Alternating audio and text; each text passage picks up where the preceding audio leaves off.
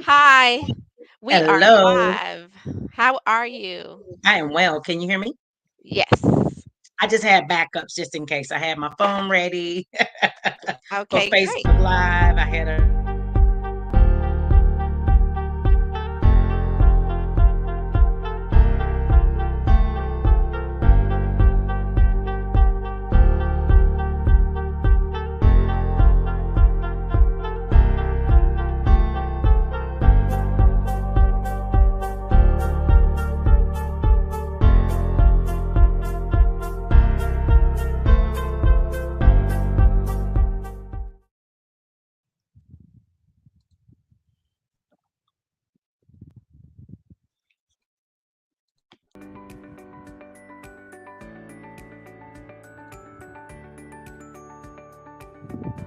Welcome to Power Fighters Live. We're a broadcast with a vision of impacting the world through sharing transformation, spiritual growth, and leadership development in business for entrepreneurs. Power and purpose are a fundamental component of a fulfilling life. Power has a positive effect on people to be influenced to encourage a course of being in action and creating relationships. We interview entrepreneurs making a difference and discuss business strategies for entrepreneurs. Welcome this evening. We have with us author, educator, and professional speaker Katrina Collins from the Dallas Fort Worth area. Welcome, Katrina. How are you doing this evening? Hello. I am grand. I'm excited. I have been looking forward to this since the moment we both put it on our calendars. Thank you so much for being here. I know you could be anywhere on a Friday night, and we're so glad that you joined us tonight. And Katrina, can you tell us a little bit about yourself? And we're going to be so excited to learn more about your book. And just let us know a little bit of background. Where did you grow up, and how did you become an author? Well, you have connected with the middle child. That's a lot of everything, but I'm the middle child. I am sandwiched between two brothers. I grew up in a two-parent household in Tyler, Texas. A daddy's girl for life. I know my mom loves me. Sorry, mom. I know you're probably here, but I'm a daddy's girl for life. Grew up a tomboy, was into sports. By high school, I found cheerleading, but I was always that just hungry, thirsty student. If you could get an A in a class, I could get a 91. If you could get a 95, I was competing for a 96. Just always been very competitive, or kept my sight on if someone could show me humanly they could do something at a very early age, I thought I could do it.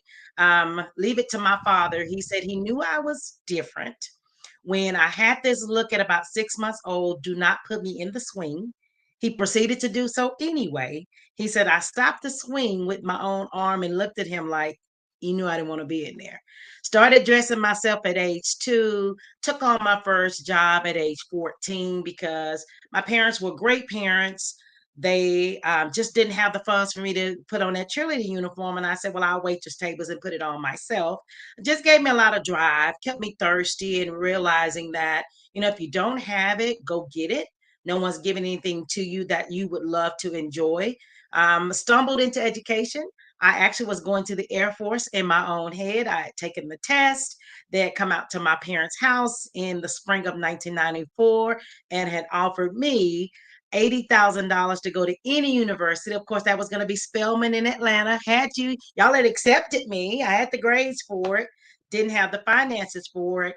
And then my father said, you've mentioned two things right now. You've mentioned the Air Force, which was okay. But then I overspoke, as I do often, and said I was also jumping out of airplanes. He said, no, my only daughter is not jumping out of airplanes joining the Air Force. I was like, now what? Chose a university here in Texas, Stephen F. Austin University, that actually had three of my top considered majors. I left high school number 9 in my class president, yet undecided. I just didn't know at 18. Imagine that, what I wanted to do with myself. And it could have And a been lot of people are in that same position today. They have just graduated high school like a month ago or even this month. So, what did you decide? So if you are there, and I try to tell teens, if you're there at 18 and you don't know, and there was so much pressure, I was number 9 in my class president. Everybody kept saying, you're too smart to not know. And I was like, I'm sorry, I'm young. I just don't know. So I thought my top three could be nursing, radio, TV. Imagine that. The people at my school to hear me do morning announcements and like, yeah, it should have been radio, TV, or maybe education. Who knew? One of those. As the timeline would have it, my high school sweetheart and I, we went on later on to get married. But before we got married, we had our first child at the end of our sophomore year of college. So that made me kind of lead myself to a more stable career field where I could maybe be a better parent. So education, and this is the end of year 25. 10 of those years in education have been in the world of administration. So I'm a excited, gung ho school principal. And I thank two people often for breaking my heart. My father, who broke my heart and said, "No, you're not going to the Air Force." Father knows best. Who knew? Imagine that with his wisdom. And then I also had a high school mentor that looked me straight in the eye in high school and said, "You're not a nurse." And I didn't know what that meant. I didn't think she thought I had the aptitude or the IQ for it.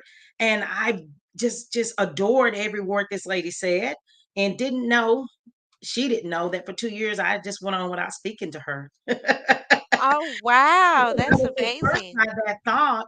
And then when I came back home and greeted her and I was a teacher, she said, "I'm so glad you didn't choose nursing because you had too much personality to be in a hospital." I was like, What? she's We like, need that bedside manner, though. she was like, "You had the grades, you had everything." So every start of the year, I reach out to her and say, "Thank you for breaking my heart and pushing me toward the best career field ever." So those two people. My mother of three, I have a 27-year-old, 27-year-old. One will be 21 next year. That's what happens when you start young. But Jeanette's young. So college junior, two adult children, and a loving husband is supporting all of what you see. He's all about next level.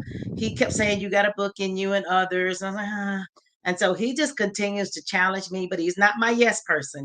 He is a very constructive critique of what I am doing. And he's quick to say, let's rethink that. Let's repurpose that. But a very good think partner, Oh, very great. intellectual. Well, we definitely need someone like that in our lives to not just say yes to you and everything that you want to do because there has to be a balance, right? And so I'm so super excited to hear about your past and to know that you landed in a great college in Texas and you were able to pursue not necessarily a dream of yours, but what would you say would be your dream had you, said, "Oh, this is my dream life." Is that are you living your dream? I think I'm walking more into a purpose than a high school dream. I think my high school dream was to travel the world free on the US government as an Air Force cadet. I mean, what could be better than that? To leave Tyler, Texas, and have an all expense 4 years in 1994. $80,000 would have clearly granted me my nursing degree at Spelman University because that's where I was going. I was going to have to, with the Air Force, it was a nursing scholarship, which was what I wanted. So I guess the dream as an 18-year-old was to be a nurse, having served in the U.S. Air Force, gone to one of the best historically black colleges I could think of at the time, Spelman University. But when I look at where I'm at now at age 47, that was the dream. But I really feel like now I really walked into my purpose. These 24 years in education, they're just countless scholars because I do believe every student that has been in my classroom or in my building, I refer to them as scholars because your words have power. And I want them to know I've chose some of the toughest schools to work in, some of the most diverse schools. But I love for them to know that when they walk in my classroom, I can't control what happened at department. That's what they call it here in Texas, department. I can't control what happened at department, at the playground, the hangout, but they knew when they walked into my classroom, my goal and my expectations were high, that they were a thinker. So I think at 47, when I think of the scholars that I've made impact with, when I think of now as a school principal, the teachers that I've helped grow from teacher to counselor, from counselor to assistant principal, some assistant principals are now working in the field as principals. I think when I think of all the people that I've been able to hopefully make their path clearer, when I've been able to work with individuals, and now as a school leader, one of my biggest thing is that I really try to teach Title I here in, well, the whole US is Title I. When maybe you're coming from maybe a marginalized neighborhood, I try to make sure Title I parents see how to advocate properly for your child. I tell a parent, usually 90% of the time, I have made a mistake. A teacher in my building has made a mistake. I mean, a teacher's only serving 23 to 28 students, correct? And then as a parent, as Well, a that's in principal, Texas, my friend. Only in must be only in Texas because there's like 30 plus children in this classrooms in Georgia. oh But I wow. understand. And then as I am as a principal trying to serve 800 plus 700 plus students, I'm pretty Yes. sure along that day I have made the mistake, but I try to tell the parents, properly advocating for your child. When you show up with the cussing and the clapping, like this is the Jerry show, an official may act scared and alarmed and taken aback at the moment. You're going to leave Yes. and they're going to laugh when you walk out the door. And I try to tell our parents, slow down, pace yourself, poise yourself, come in with Yes. the right fragrances. There should not be Yes. something coming off. You shouldn't be giving us all a high. But learn how to advocate for your child, because then you get to prove that probably what I or my staff did was incorrect, but now we get to work on some next steps. So I make that one of my big three rocks, that I foster strong parent relationships. Those are key and critical. We can win the parent. If I, as the principal, can win the parent, the teacher's Yes. job is easy. It's a Oh, win. It's an easy win for the teacher. great, great. So I love the fact that you said that you are walking and you stepped into your purpose, and knowing that you as a leader, also a principal leader, working with a lot of personalities. When you said 800, that's 800 different personalities there, Katrina, and plus your Yes. staff. I don't know the count for your staff, but whenever you shared your hostile to the wind, where did the book title like come from? Where did you get that title about overcoming the curveballs of life? Because I can just imagine in recent news, we've seen disturbing videos that were taken in the classroom across this United States of America. And I'm glad that you don't have to, deal with that in Dallas Fort Worth schools in that manner in your schools. Hopefully not. We do. But but you do. Okay. So how do you really, share, before we, deep dive into your book, because you have, like you said, 14 principles Yes. of overcoming the curveballs of life. Whenever Yes. that teacher is hit with that curveball, or whenever a person is hit with a curveball of life, then I know that you shared about developing and fostering that communication and that relationship with the parent. So how would you speak to what's going on with the students and how their behavior is? Well, I tell one, I think, we have to stop. If I get my doctorate, which is I'm in the dissertation phase, I'm toying like, do I go back to the universities and colleges? Because I think often the new teachers are coming with an unrealistic picture of what's about to happen. But in the interview process, I was told by HR director, the easiest way to fire is in the interview. So I try to let a teacher know, like, you're coming into my campus. Our campus has 30 plus home languages. So that means in your one classroom, you may have an assortment, a diversity set of 6 different home languages: Spanish, Pashto, Swahili, Portuguese, um, what's the other one? Urdu. You may have about 6 different home languages to navigate with, to just have a parent conference. That's step one.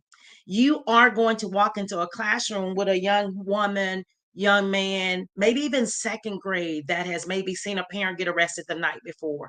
And they walk in and they're hard and they're angry. And you say good morning, and they may greet you with the B word. That's a typical day, perhaps. You may end up having to be maybe that Christian at work, that you have a kindergarten in your class that's wearing a full on Muslim hijab.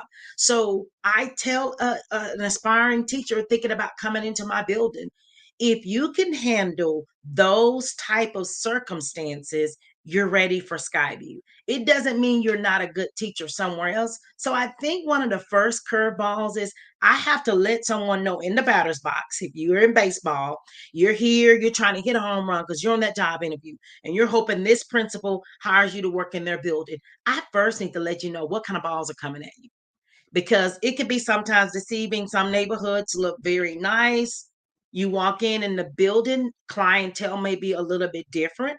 And that's exactly what our campus is like. So I think one, it's don't sell people pipe dreams. But I do tell any aspiring teacher that's interviewing with me, you won't find a principal that's going to work harder than you than this one. It's hard to top my energy. My energy is like this, Miss Pulley, in the morning, is like this in the afternoon. I love what I do. But if you could see yourself doing a small group, and when you pull that group of kids at your table, you're probably changing the whole family's trajectory, because probably mom, dad have struggled with even learning English or in the United States, because we have quite a few refugee families. You have some families that had to just kind of stop. They started families young. I was able to persevere and finish college, but not all families and all households have that. So you may have a mom that's by herself with two children. And so mom knows, everything's riding on this kid learning to read better than me. This kid here learning to do math higher than me. So if you keep in mind that you're changing the trajectory of the family or a child's likelihood to be out of poverty and out of the prison pipeline, you'll love everything about this job. You have to see the big picture every day at work to survive the curveballs that are going to come your way. But I think it starts with just being realistic. I'm not going to sell a teacher, come in. The kids are going to bring you an apple. They're going to say good morning. They're going to sit in rows and they're going to remind you of how beautiful you are. Maybe the last day of school. Maybe, Yes, and and then Teacher we have some, Appreciation Week. yeah, we have some sweethearts, but the Yes, ones that love you the most and need you the most, they're going to show you how much they need you in the worst ways. And you have to be able to depersonalize it. Like when I get called out of my name, and that's sometimes even by a teacher, it gets fierce out there. I have to yes, remind myself this thing is not about me, it's bigger than me, and keep my eye on you became a school leader to advocate for Title I marginalized families. You came into this hiring seat, and I recognize that sometimes some of those that I hire might not get a job interview anywhere else because the name looks a little interesting on the mm, resume. And so yes, sometimes I may be very well hiring someone that's going to give me some, but you know what? That is my role to mentor, to coach, and show that young teacher how to navigate professionally in this world. Sometimes you need yes. to code switch to be with the kids, and then you bring it back up professionally to talk to your supervisor and also to talk to the parents. But that's my role as the principal. And I realize I'm taking that on as I am entering. I remember being at the copy machine and at the laminator, and the older teacher was like, don't let your finger get caught. Okay, young lady. And I'm like, oh, now I'm her. Yes, yes. um, but it's a That, wonderful journey. Wonderful journey. yes, and you're living your purpose, in which I love that. And being the hostile to the wind, I loved your baseball analogy, the metaphor with baseball. What's another principle that you would be able to share with us from your book that's really impactful that you've seen that's really changed the trajectory for the families and the parents that you've worked with? I have a chapter called The Power of One.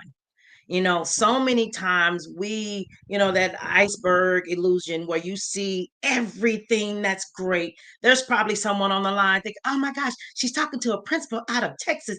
You don't know what's beneath that iceberg. And that's really what started the story or the book. My husband even asked me, are you sure hostile? And I said, well, this is what I've learned. When life has kicked me in the teeth, and sometimes I let life kick me in the teeth. Now, you heard me say I'm birthing a child at the end of my sophomore year of college. The same young lady that had scholarship for $80,000, class president, delivered the class commencement speech at my high school graduation. 2 years later, she's producing a child. That wasn't in the timeline. And I remember sitting in my apartment at Stephen F. Austin thinking, wow, I've disgraced the family. My family is a large family. My mother's one of 11. There was a lot of younger cousins that I was the cheerleader. I was the this, I was that, I was the newspaper. I'm thinking I've let all those young ladies down in my family that are kind of like my nieces, but really were cousins. And I remember sitting there thinking, you gotta think about this. Are you bone or are you bristle? Because if you're bone, you'll stand up in this moment, become a good mother at age 20, and figure this thing out. If you're bristle, you're going to break. And then what does that show those young ladies about stumbling and getting back up? So that power of one, that book, in the book, the principle of one is it's just one day being better one day. And you'll be surprised when you decide I'm going to be better just 1 degree at a time and how much further down the road it pushes you. Hostile to the wind because when I'm 20 in an apartment with a kid, and I took him back to school with me. Let me tell you this. So Oh, we didn't wow. quite get married immediately. We did get married, went on to have 2 children. We were together for 14 years. End of story. But um, I took a 3-month-old back to college with me that fall semester.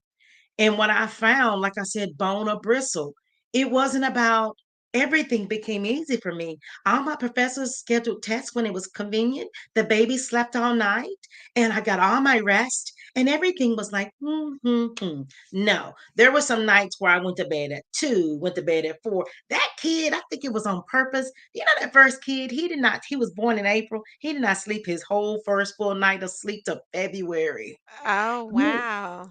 Talk about trying to, because don't forget this is a competitor, so I still was able Yes. to have the kid, get married, take on working, and graduate college in 4.5 years with a 3.8 GPA.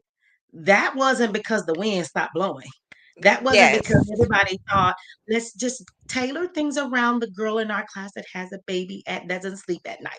That was just being hostile toward the forces that were coming toward me. Um, you heard me say then the end. Yes.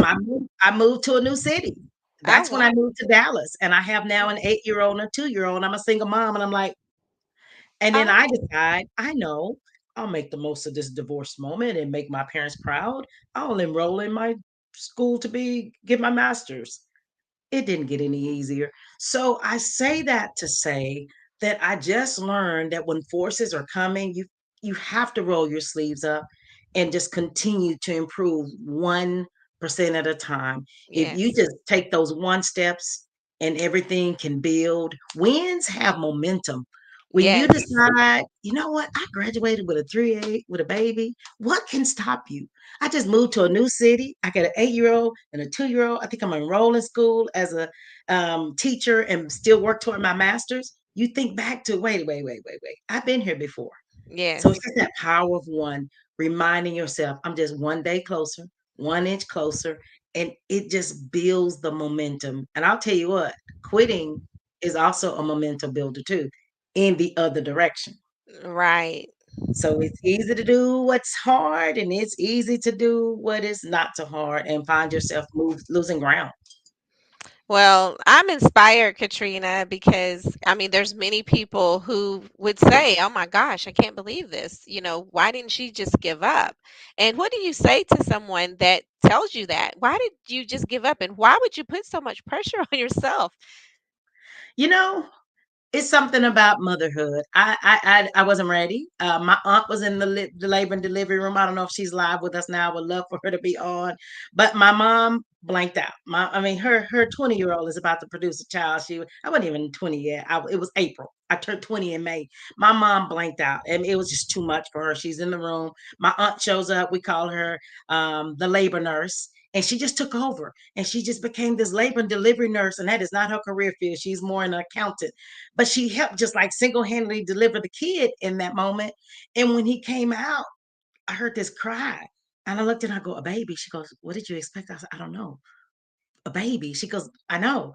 A And it baby. was just something about saying, what was like that bone or bristle moment. I had that moment right there in the labor delivery room. I was like, this kid will know. And it was like, I'm gonna put my chest out now. This kid will know his mother is a fighter. This kid will know his mother is going to be a success because it's bigger than me now. This thing, like being a school principal, is not about me. It's about those that I serve.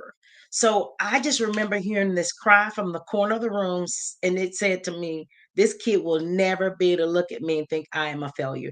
There's so many chapters of my life where I wanted to kind of fold up and say, "Done, deuce." And I've looked at that kid, and he's 27 now, and say, he just won't be able to say she was a quitter. When he started college, it kind of got to be tough, and I said, "Huh, tough. Talk to me about tough." Imagine doing it with a baby. Imagine doing it with a husband. He's like, all right, mama, all right, mama. Yes, So yes. I just didn't, you have to live what you preach, and I did not want to be able to say to them, go get it, stay after it. And then they look at me and go, well, can you tell me when you did that, mom?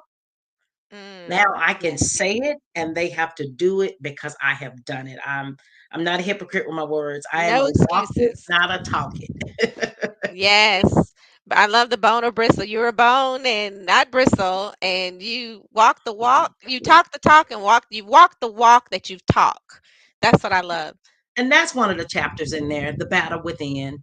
In the very beginning, I believe it's chapter 1 or 2. You just have to decide, I'm going to win the battle within me, because before I can launch an attack out here and even put the umbrella up to go against the wind, I got to decide, I'm going out in the storm. Yes. Sometimes we can stay on the porch, we can stay in the house where it's safe. You don't get to the next base. I heard a Chinese proverb, no one ever gets to second base with the foot still on first. You got to strike out. So you have to win that battle within you that keeps saying, what if I fail? What if I lose? What if this is a disaster drill? I didn't know what the responses would be to a book that so many have been telling me, write it, write it, write it. The response has been great. I'm bumping into people. Nobody's reviewing it on Amazon. I'm like, I got like 80 to 100 text messages and phone calls of, I'm enjoying the book. Oh my gosh, this book is amazing. I'm like, great. Can you review it? Can you tell some perfect stranger you enjoyed it? But you Yeah. just never know. And once it was back from my editor, Miss Pulley, and it was time to release it, there went all these monsters in the closet in my head, and all of these things that I started telling myself, well, you've opened yourself up. There's not a lot of personal tales in it, but there's a few for you to know that I've been through some storms and survived them. That I'm like, do I really want to put this out there? What if no one buys it? What if? And you just finally have to push and persevere with that battle within yourself to understand that, hey, even if it's not a win, fall forward. You're not at home base. You're out of the dugout. You've put the bat in your hand. You swung at it. At least the next time up to bat, you can kind of size it up a little bit more instead of just sitting in the dugout going, wow, look at that game of baseball. Look at what everybody's doing. I'm sorry, I love sports. And baseball That's fine. has not been on my head all day, and baseball is not in that book. Oh, that is too funny. But I love the metaphor and hostile to the wind. And as I've shared before, and I heard it from someone share, that you either in life in a storm, going through a storm, or coming out of a storm. And it sounds like, Katrina, no matter what storm and rage of life that came upon you in your childhood, in your youth, and in your adulthood, you've conquered that storm. I will say, I know there are some young ladies that have a more destitute childhood and some things. My childhood was by far not perfect. But what I will say is that I did have at least a foundation. I had a mother and a father. Blue collar workers worked their tails off plus some. If it wasn't one job that did it, I watched each of them work up to 3 jobs to give Yes. myself and my brothers what we needed. So I do think the curveballs of life and my foundation did come from seeing two parents that didn't put their hand out. If they didn't have it, they worked a little bit more. They worked a little hard. I worked alongside my brothers with my daddy on some little side jobs, but it gave me grit and it gave me the idea that when you want it, you go get it. And knowing that anytime that I was about to fall flat, I've had those little moments in life where, I didn't know how to face my mom, that I was about to have a kid in college. And she had some great Southern Black mama words for me. My dad, he just finally looked at me. He said, your mom's very upset, rightfully so, because she saw a dream that I could fulfill that she didn't have the opportunity to fulfill due to finances and being able to go to college and having the book sense that I had and everything. Kind of finally grew into common sense, but she was just so excited that her daughter stood a chance in that platform and arena. And there was kind of like it was about to go kapoof. My dad looked at me and he said, "This is what I do now. I hear you want to go back to school. I hear you don't even want to stop." I said, "No, sir." He said, "If anybody can figure this out, you can."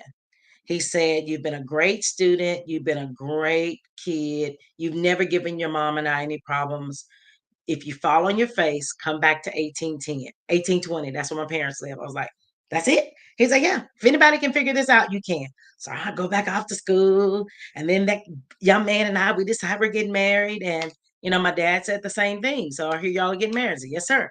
He said, "Okay, go forward. If it doesn't go the way it's supposed to, 1820. I was like, "Okay, phew, great. Oh, I'm moving wow. to Dallas." He go, "Okay, great. Everybody don't want you to move. You got an 8-year-old and a 2-year-old. You think you can do it?" I was like, "I think so. Big city." He said, "Well, if it doesn't work out." So just that security blanket of knowing three Yes. bedroom, one bath, frame home that my parents both live in Tyler, Texas to this day, to know that home base was going to be there if anything went kaput. Yes. You know, Yes. it's enough security to make you have the fortitude to be able to navigate. My parents have not been through a divorce. I have. Very painful, but I think the ways I've been able to navigate it because I do have two wonderful shoulders that I've been able to stand on and have been my platform. So if there are any dads on, I will tell any father, pour into your daughters. Um, when I was on the dating scene before I remarried, I know I had a few gentlemen that I dated, and they said, "You're just different after you talk to your dad." And I go, "Am I?" I said, "Yeah, Yes. there's just a little different strut about you." And my dad, Yes. just affirms me to the utmost. My mother loves me. She loves me with actions, but my dad definitely affirms me with words. So fathers, don't forget that power that you can put in. And just I think as parents, having a stability, a platform where your children know. Now my kids are gone, don't come back, but they do know at the end of the day, if either of our three children were to hit rock bottom or kapooey, life were to happen, it is good, I think, even for them in the back of their minds to know parents have a platform. We're not in a mansion, but we do have a platform. So I think that's another piece of the grit and just toughness that's there, you know. Yes, definitely. Because I've been around some people and they said, "Oh, my mama put me on the 1830 plan. Now, I turned 18, I had 30 days to move out." So I'm glad to know, Katrina, you're on the 1820s plan. If it doesn't work out, 1820 is where you're coming back to. So it's been a pleasure speaking with you tonight. And as an educator, as an author, the hostile to the wind, I am so thankful to your husband for encouraging you and all your community, encouraging you to write this book. I had the link down, the ticker, where you can purchase it on Amazon. So just go to Amazon, type in "hostile to the wind" or Katrina Collins, and you will find her book and purchase it. It's available now. So, please get your copy. And mine is on the way. And just to let you know, so I'm really excited to learn about the principles for overcoming the curveballs of life. And I And will just add that they have to do the number two. 2O doesn't generate the book. There is another Katrina Collins out there. She's busy writing, and I wish her well, but this one is my book. okay. Well, thanks for the clarification. Hostile to the number two, the Yes, wind. yes, 14 I found it principles out for the hard way. overcoming the curveballs of life. So she shared with you too. So you have to go get the other 10. So you have to get the book to find out more. And Katrina, how can we reach you beyond today? Because I know that you're moving into, you're a professional speaker and you're moving into the leadership space, leadership training. So how can we reach you to find out more about the services and the coaching that you provide? Well, I am at sparktomorrow22.com. It's a website. And then the same thing for my email address, sparktomorrow22 at gmail.com. For me, it's just about being the bright light for someone's next chapter of their future. So a spark for tomorrow. And 22, I'm May 22nd. That's my birthday. So 22 had to be in there. A star was born. I love it. So that's sparktomorrow22 at gmail.com. Yes. And that is your email where anyone can we can email Katrina to learn more about when she's available for speaking engagement or for leadership opportunities. And if you are interviewing for a job, how not to get fired at your interview. I think that is a great way to approach your hiring process. So thank you so much, Katrina, as an one author to the another. We do appreciate your time, and I am so glad that you are living with the book published and out there in the world. And we are just going to share it with more and more people to get the book Hostile to the Wind 14 Principles for Overcoming the Curveballs of Life. So, whether or not you think that the storms of life are raging right now, pick up her book and know that take it one day at a time. Like Katrina said earlier, just one day, because we know, even like with a plant that's growing, there are roots and underneath that soil that's helping it shine bright and come up to the light. So we want you spark tomorrow. Katrina Collins, thank you so much for your time, and we do appreciate you very much. And as we say here, be, do, and have the greatness that you desire, because the greatness is within you. We'll see you next Friday on Power Fridays Live, because we've just had a conversation with a powerful woman. So please do check out the replay, share the link with a friend, and really inspire someone to their greatness. Thanks so much, and we'll see you Thank next week. you. Thank you. Have a great day. Great connecting with Atlanta. Have a good one.